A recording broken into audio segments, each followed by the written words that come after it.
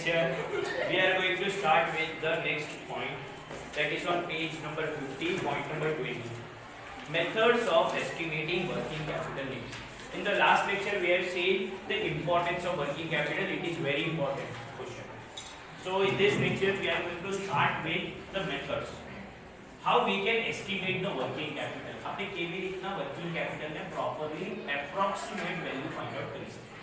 તો અહીંયા માટે એ લોકોએ આપણે સ્પેસિફાઈ કર્યું છે કે ટોટલ 4 પોઈન્ટ સ્પેસિફાઈ કર્યા છે. એક તો કીધું છે ઓપરેટિંગ સાયકલ મેથડ, સેકન્ડ શું કીધું છે ratio analysis method, third is current assets holding period method અને fourth is proforma financial statement. એટલે હેલ્પ ઓફ સ્ટેટમેન્ટથી આપણે એનાલિસિસ કરી શકીએ. તો આ ચારેયનું આપણે ક્લાસિફિકેશન એ લોકોએ એક્સપ્લેન કર્યું છે. ફર્સ્ટ આપણે અન્ડરસ્ટેન્ડ કરીએ રિગાર્ડિંગ ધ ઓપરેટિંગ સાયકલ. આજ કોણ રીડ કરશે? કાલે વિચાર કર્યું હતું ને, આજ તું કર કીધું હતું કાલે.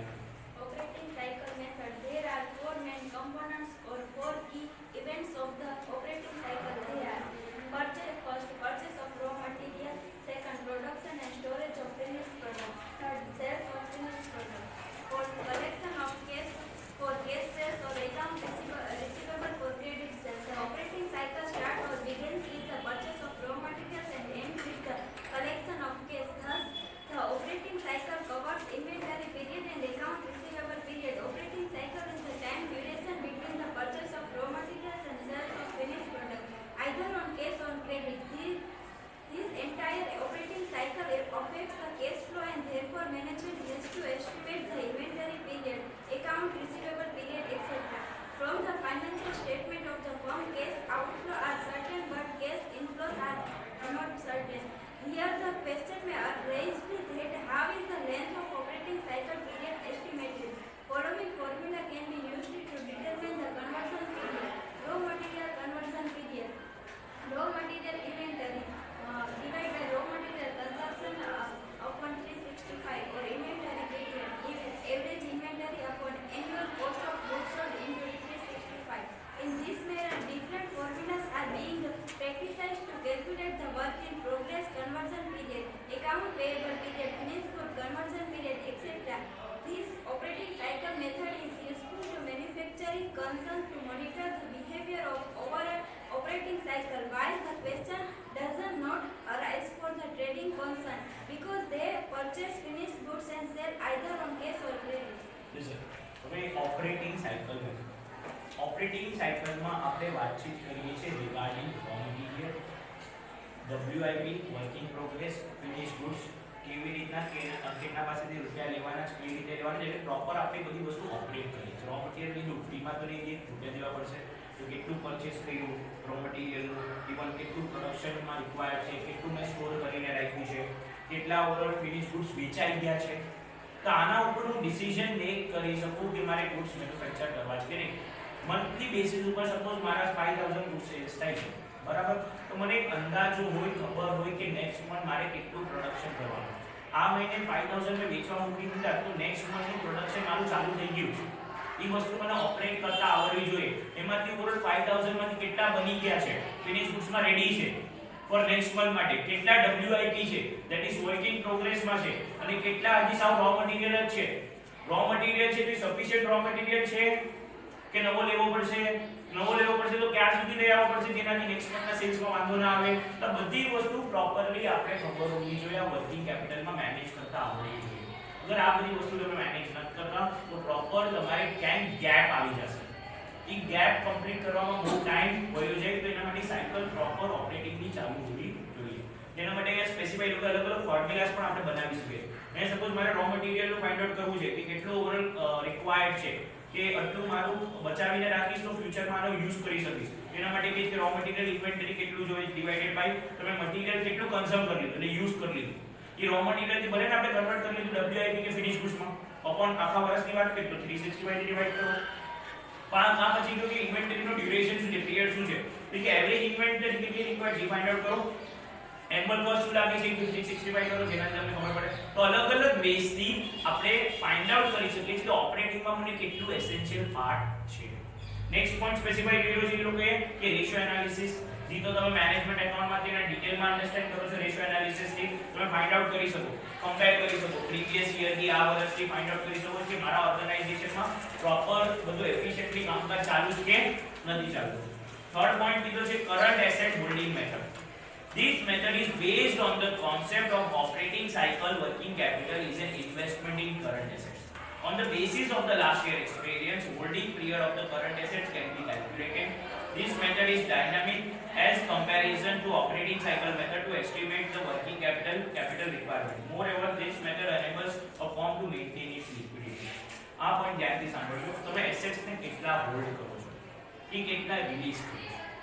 ફોર એક્ઝામ્પલ લાસ્ટ યર મેં ઓવરઓલ ઓપરેટિંગ થી મને ખબર પડી કે આ વસ્તુમાં હું લેક કરતો હતો પાછળ, તો આ વસ્તુમાં મારે ઇમ્પ્રુવમેન્ટ કરવા માટે કેટલા એડિશનલ રૂપિયા લેવા પડશે, કેટલા વધારે ઓવરઓલ મારે સ્ટોક રાખવો પડશે, કેટલું ઓવરઓલ મારે માર્કેટમાંથી જે કલેક્શન છે ડેટર પાર્ટ જલ્દી કરવું પડશે. તો એનાથી મને એક રિયલાઇઝ થાય, ખબર પડે કે કેટલા કરન્ટ એસેટ્સ રાખવું, કેટલી લાયબિલિટી રાખવું, જેનાથી ફ્યુચરમાં સેમ એસ્ટિમેશનમાં મિસ્ટેક કરવું નહીં. તો આપણે ઓપરેટિંગના વર્કિંગ કેપિટલ ઉપર આપણે ફાઇન્ડ આઉટ કરશું કે કઈ વસ્તુ મારે રિલીઝ કરવાની જરૂર છે, કઈ વસ્તુ મારે હોલ્ડ કરવાની જરૂર છે, જેનાથી તમને પ્રોપર અન્ડરસ્ટેન્ડિંગ થઈ શકે. પ્રોફોર્મા financial statement. Performa financial statement includes the preparation of the balance sheet. Performa financial statement provides the future information for the assets, liabilities, income, etc. Performa financial statement are useful for the planning of the working capital requirement. As it is traditional method to estimate the working capital need, as per the method, total assets and the total liability are estimated in advance. On this basis, estimated project balance sheet is prepared. In short, આપણે budget કહીએ ને એવી રીતે મારી પાસે એક આખું sequence છે, એક મારી પાસે ફોર્મેટ એક પ્રોપર રેડી છે, એમાં ઓવરઓલ એનાલિસિસ કરું છું, એસ્ટિમેટ કરું છું કે કેટલું હું ફ્યુચરમાં સેલ્સ કરીશ.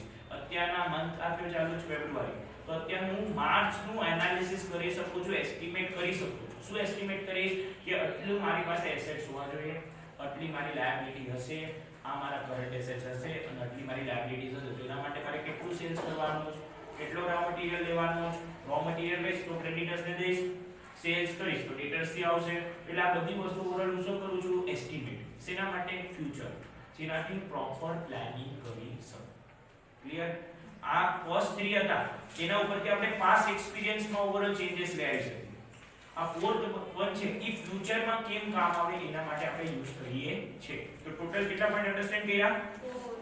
First is operating cycle method. Second is Ratio analysis method. third Current assets holding period method. fourth is Performa financial statement. હવે મારે change in working capital page number 52 માં લીધું.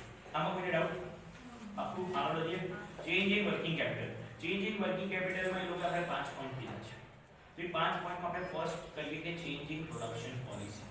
મારે વર્કિંગ કેપિટલમાં ચેન્જ લઈ આવવું હોય તો મારે જે પ્રોડક્શન કરું ને એમાં પણ ચેન્જીસ લઈ આવવું પડે. અગર એમાં પ્રોપર ચેન્જ નથી આવતો, ફિનિશ ગુડ્સ કેટલા, રો મટીરીયલ કેટલા છે, તો એના ઉપર આપણે પ્રોડક્શનનું ડિસાઈડ કરી શકીએ કે મારે પ્રોડક્શન વધારવું છે, ઘટાડવું છે, એને સ્ટડી સ્પીડ વધારવી, ઘટાડવી, એ બધી વસ્તુ પ્રોડક્શન ઉપર ડિપેન્ડ કરે. Second, change in the credit policy. ઉધાર તમે કેટલું લીધું છે, એ ઉધાર તમને કેટલું મળે છે. તો આ બધી વસ્તુ ઓવરઓલ તમારે વિચારવી પડે કે તમારા ક્રેડિટ જે તમે પ્રોવાઈડ કરો છો એમાં લિબરલ છો કે સ્ટ્રિક્ટ છો. ઘણા લોકો કે ના અમારે ધંધો કરવો તો કેશમાં કરવો છે, નહીંતર કરવો નથી. અને ઘણા લોકો વાંધો નહીં 2 મહિના પછી દઈશ ને એમ લાઈક સેલ્સ તો થાય છે, આજ નહીં તો કાલ રૂપિયા તો આવશે. તો બધાની થિંકિંગ સિમિલર હોય નહીં. હવે હું પહેલા કેશમાં કરતો, અત્યારે વિચાર ક્રેડિટમાં કરું તો વર્કિંગ કેપિટલ પછી થઈ જશે. તો ક્રેડિટમાં કરતો હવે વિચારું કેશમાં કરું તો પણ ચેક થઈ જશે. તો એકોર્ડિંગ ટુ ધ સિચ્યુએશન મારે ચેન્જ લઈ આવવું પડે. ફર્સ્ટ ક્રેડિટમાં ચેન્જ ઇન ટેકનોલોજી, કઈ મશીનરી બદલો. ઓર તમને બે કોન્સેપ્ટ આઈ થિંક ખબર હશે, ના ખબર હોય તો બાજુ કહું. એક લેબર ઇન્ટેન્સિવ, કેપિટલ ઇન્ટેન્સિવ. આ વસ્તુ મેં તમને કીધી. મારા ઓર્ગેનાઇઝેશનમાં હું કેની પર વધારે કામ કરું છું? લેબર ઉપર. એટલે મારા વધારે મને આઉટપુટ લેબરથી મળે છે કે મશીનરીથી મળે છે? મશીનરીથી મળે તો કેપિટલ ઇન્ટેન્સિવ, લેબરથી મળે તો લેબર ઇન્ટેન્સિવ. તો એ મારે વિચારવું પહેલા લેબર ઇન્ટેન્સિવ હતો, ત્યાંના લેબર ઇન્ટેન્સિવથી વધારે બેનિફિટ નથી થતો, કેપિટલ ઇન્ટેન્સિવ પર. કેપિટલ ઇન્ટેન્સિવથી વધારે બેનિફિટ થાય છે, વર્કિંગ કેપિટલમાં પણ શું થઈ જશે? ચેન્જીસ. આ બધી વસ્તુ ધ્યાન રાખવી પડે. કેમ કે જે પીરિયડમાં મારે એ વસ્તુ ઓપરેટ કરવી છે, ચલાવવી છે, રો મટીરીયલ થી semi finish goods working progress પછી ફિનિશ ગુડ્સ માં કન્વર્ટ કરવા છે તો એના માટે પ્રોપર મારે આ મેથડમાં ટેકનોલોજીમાં પણ ચેન્જીસ લેવાનું પડે. Next change in the sales volume. હવે મારા સેલ્સ વોલ્યુમમાં અચાનક કોવિડ-19 સિચ્યુએશનમાં ઘટી ગયું તો વર્કિંગ કેપિટલમાં બી શું થઈ જશે? ડિફરન્સ થઈ જશે. સેલ્સ વોલ્યુમમાં ભલે ઇન્ક્રીઝ થાય કે ડિક્રીઝ થાય તો એમાંથી વર્કિંગ વોલ્યુમમાં વર્કિંગ કેપિટલમાં પણ ચેન્જીસ જોવા મળશે તો એ પણ મેનેજ કરતા આવડવું જોઈએ. Change in the credit facility for the external source. અત્યારે એક્સટર્નલ સોર્સની વાત કરું, ક્રેડિટ ફેસિલિટી કે બેંક ક્રેડિટ કે કસ્ટમર ક્રેડિટ મને મળે છે તો એમાં ચેન્જીસ આવ્યો તો એ ક્યારે માલ દેવાના છે, કઈ રીતે દેવાના છે, કેટલું ઇન્ટરેસ્ટ લાગશે. પછી કસ્ટમર પાસેથી ક્રેડિટ લીધું, એડવાન્સ લઈ લીધું તો વાંધો નથી, પણ તેના બેંક પાસેથી લીધું તો ટાઈમ ટુ ટાઈમ પેમેન્ટ કે બધું ઇન્ટરેસ્ટ દેવું પડે. તો એ બધી વસ્તુમાં પણ મારે વર્કિંગ કેપિટલમાં ચેન્જીસ લઈ આવવા પડે. તો ટોટલ કેટલા પોઈન્ટ અન્ડરસ્ટેન્ડ કર્યા? First, change in production policy. second, Change in credit policy. third is, Change in technology. next is, Change in sales. and last is. Change in credit facility from external source. હવે આ clear કોઈનામાં doubt? આપું. હવે આગળ આપણે next principal શું દીધો છે? Principal of working capital management. Principal of working capital management it is divided into 5 parts. The first part is to do the risk variation. Second, Cost of capital. third, equity position. and last is Maturity of payment. હવે એક એક point આપણે ડિટેલમાં understand કરશું. Principal પણ ઘણીવાર એક્ઝામમાં પૂછાય છે એટલે આપણે ઇમ્પોર્ટન્ટ ક્વેશ્ચન છે. કન્ટિન્યુ રીડ કરો. Principle of risk variation. This principle refers that there is a definite relationship between the degree of risk and rate of return. This principle indicates that the level of working capital goes up when the amount of risk goes down. Here the term risk refers to the inability to pay for its obligation as the firm is unable to maintain the sufficient current assets. As the level of working capital is related to sales decreases, the degree of risk increases. The attitude of conservative management is to minimize the risk by maintaining a higher level of working capital, while attitude of aggressive management is to reduce the level of working capital and assume greater risk. A large investment in working capital means a minimized risk and low rate of return. On the other hand, lower level of working capital or inability to pay creditors, that is the degree of risk increases. Here the two alternatives are there for the management, either to adopt the conservative policy or aggressive policy. Change in the size of working capital depends upon the attitude of management. Profitability and solvency are the two important goals of management. Under these circumstances, the goal of management should be that the maintaining the level of working capital which would optimize the rate of return of the firm. હવે જો અહીંયા આપણે first પોઈન્ટમાં છે ને આ point મેં તમને પહેલા પણ કહી દીધું તો ઈચ પોઈન્ટ પાછળ આવ્યો છે રિસ્ક વેરિએશન મળી ગયું શું છે વેરિએશન એટલે સિમિલર રિસ્ક લેવાનું નથી depend upon your working capital management તમારું રિસ્ક જે છે એ બેઝમાં ડિવાઈડ થઈ જશે બહુ વધારે વર્કિંગ કેપિટલ તમે રાખો છો તો મે બી ચાન્સીસ છે ઓછા રિસ્કના પણ તમારું પ્રોફિટેબિલિટી પણ ઓછું રહેશે સોલ્વન્સીમાં કદાચ થવામાં વાંધો આવે કેમ કે અત્યારે આજે સોલ્વન્ટ મારે ડીલ કરું તો પ્રોફિટ વધારે થશે એટલું હું સોલ્વન્ટ થતો રહીશ નો ડાઉટ રિસ્ક નથી એકદમ સેફ ગેમ છે બટ જ્યારે આપણે એગ્રેસિવમાં આવી જાય રિસ્ક વધારે લોસનો ચાન્સીસ પણ વધી જાય તો તમે કેવી રીતે એને ટેકલ કરો છો કેવી રીતે વેરિએશનમાં તમે સંભાળો છો કે મારે શું ઓવરઓલ આપણે કહીએ કે રિક્વાયરમેન્ટ છે પ્રોડક્શન માટે સેલ્સ માટે કેટલું રિક્વાયર્ડ છે કેટલો ક્રેડિટ પીરિયડ પ્રોવાઈડ કરું છું સ્મોલ ઇન્વેસ્ટમેન્ટ જે આપણે કરંટ એસેટ્સમાં કરીએ છીએ એ પ્રોપરલી આપણે કરશું ફ્યુચરમાં ક્રેડિટર્સનું પેમેન્ટ થઈ જશે અગર મારા કરંટ એસેટ્સ ઓછા છે કરંટ લાયબિલિટી વધારે છે કોઈ વાંધો છે કરંટ એસેટ્સ બહુ વધારે છે અને કરંટ લાયબિલિટી ઓછી છે તો રિસ્ક ઓછો છે બટ રિટર્ન્સ પણ ઓછું છે તો આ બધી સિચ્યુએશનમાં આપણે પ્રોપર એનું વિચારવું પડે કેમ કે કેવી રીતના પાછું મેન્યુફેક્ચર થશે કેવી રીતના સેલ્સ થશે એટલે આખી છે ને એકદમ બિઝનેસ સાયકલ છે અને કાંઈ પ્રોડક્શન સાયકલ છે તો એમાં તમે કેવી રીતના રિસ્કનો ઇન્વોલ્વમેન્ટ લ્યો છો એ જ વસ્તુ આપણે લીધી છે પછી કીધું principle of the cost of capital cost of કેપિટલમાં એ લોકોએ આપણે સર્ટન પોઈન્ટ સ્પેસિફાઈ કર્યા છે This principle is concerned with the cost consideration of the working capital. This principle emphasizes that there are the different sources of finance, and each sources has a certain cost of capital. Company should try and raise the working capital with minimum cost of capital. There, the cost required proper balancing consists of the cost of borrowing borrowing money from the money lenders, the cost of having a trade credit, the cost of extending the liberal credit terms to debtors, cost of current assets if it is very high. There are the two types of a cost involving maintaining current assets at a particular level, namely cost of liquidity and cost of illiquidity. High level of current assets have an excessive liquidity but reduce the profitability. હવે મારી વાત સાંભળો. અહીંયા આપણે એ લોકો cost of કેપિટલમાં specify કર્યું છે કે જે પણ ગુડ્સ અને સર્વિસીસ તમે વેચો છો તો એના માટે કેટલું તમારી પાસે વર્કિંગ કેપિટલ એસેન્શિયલ છે. વર્કિંગ કેપિટલ ક્યાંથી લઈ આવીશ? મની લેન્ડર પાસેથી લઈ આવીશ. ટ્રેડ ક્રેડિટ મને મળે છે, ડેટર્સને મેં ઉધારી માટે કેટલા ટાઈમ માટે દીધું, તો આ બધી વસ્તુમાં મને ક્યાં ફાયદો થાય છે, મારા માટે કયું બેસ્ટ રહેશે એમાંથી સિલેક્ટ કરીશ. અત્યારે સપોઝ મેં મની લેન્ડર પાસેથી લીધું, વ્યાજ દેવું પડશે, વ્યાજ આપણા બિઝનેસ ઓર્ગેનાઇઝેશનને એટલું મેનેજ કરી શકશે એ વિચારો. ઉધારમાં વેચું તો ઉધારની વધીમાં વધીને કેટલી લિમિટ દઈ શકું એ વિચારો. ટ્રેડ ક્રેડિટ તમે પ્રોવાઈડ કરો છો તો તેમાં કેટલું તમે પ્રોવાઈડ કરી શકો છો. તો બધી સિચ્યુએશનને આપણે વિચારવું પડે. એના ઉપરથી આપણે ફાઇન્ડ આઉટ કરીએ કે આપણા બિઝનેસ ઓર્ગેનાઇઝેશન માટે કઈ વસ્તુ પ્રોપર રહેશે.